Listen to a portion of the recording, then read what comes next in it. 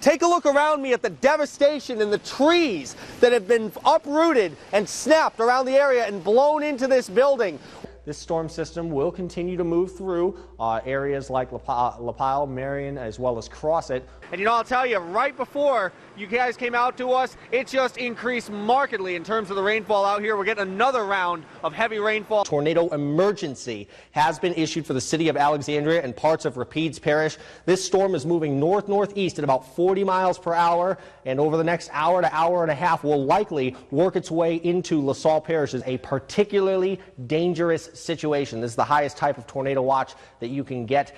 The heavy rainfall looking to come over towards their region. Flash flood warnings in effect for them. Flash flood warnings in effect for most of our viewing area. More rain on the way with potential damaging and long-tracked tornadoes, especially in this high-risk area. And how powerful is a storm like that? You just tell me from your naked eye. See, one thing you can't do, though, you can never really measure tornadoes based on their appearance. Okay. Because a lot of the times, the tornado itself may not necessarily be visible because of the fact that we have a little bit of dry air mixed into the surface. That's interesting. Condensation funnel, the funnel that you actually physically see come out, all it is cloud. And what we saw in the video. So, exactly. Okay. So what you're seeing there is you're seeing that small rope-like appendage. That's the center of it where the moisture is most concentrated, directly at the center of the circulation. However, the tornadic circulation could be much, much larger than what you actually see. Now, that tornado, given the fact that it looked as though it was beginning to rope out or die off, but you still notice that there was a very large swath. Sure. Whenever it's that large, you can definitely tell that you've got yourself quite possibly a strong tornado. But again, you really can't tell until after you look at the damage. Well, what can we tell about going forward our forecast? Well, thankfully, no severe weather in the forecast over the next 7 days. But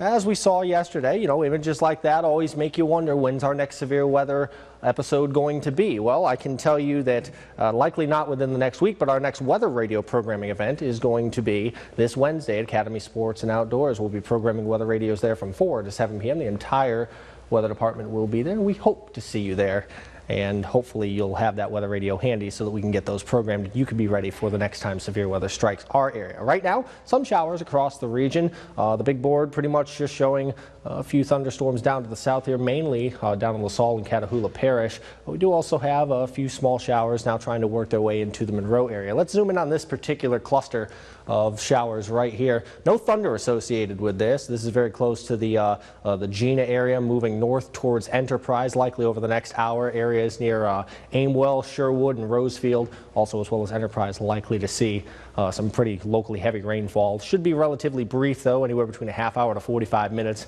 and then that will move north towards portions of Franklin and Richland Parish as well. Off to the north here, we do have this little shower right here, trying to hold on as it works into Monroe proper, but even if it does get here, it'll probably just be a few spritzes on the windshield. Likely not too much to worry about. We had heavier rainfall earlier, but even that was rather brief, as we didn't really have much in the way of organization for any of these showers and storms. Off to the north, though, much more organized weather, especially across parts of Missouri as well as Kansas and Nebraska, or at least extreme eastern Kansas and Nebraska, and most of Iowa, with severe thunderstorms popping up there. Also a severe thunderstorm watch down here with not much activity. That was issued because they expect thunderstorms to fire along that severe thunderstorm watch not too long from now. Within the next hour or so, we should be seeing strong to severe thunderstorms there.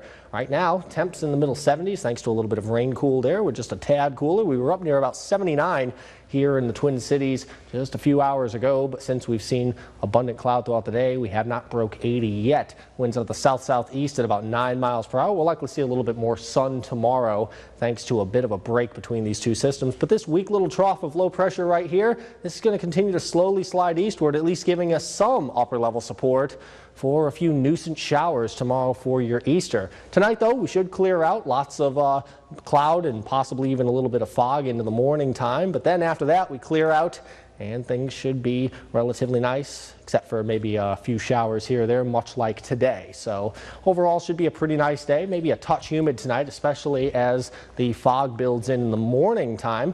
Light and variable winds overall. Tomorrow, winds out of the south at about 5 to 10 miles per hour. Highs around 82. Some isolated afternoon thunderstorms. A day much like today is expected tomorrow.